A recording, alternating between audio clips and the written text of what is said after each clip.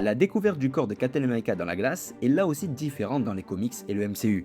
Dans les comics originaux, la découverte de Captain America se fait dans le mythique Avengers numéro 4, puisque dans le numéro précédent, Hulk, lassé que les autres super-héros se méfient de lui, claque la porte des Avengers. Furieux, il s'allie avec Namor pour détruire ses anciens coéquipiers. Et c'est lors d'un combat brutal entre les Avengers, Hulk et Namor, que le prince des mers devient fou de rage, frappe un iceberg, puis celui-ci se brise et révèle un corps gelé qui flotte à la dérive. Les Avengers décident donc de faire remonter le corps à bord de leur sous-marin.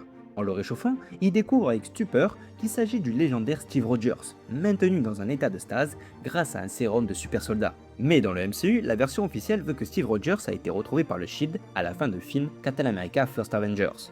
Mais une scène coupée mythique lie directement Hulk à cette découverte.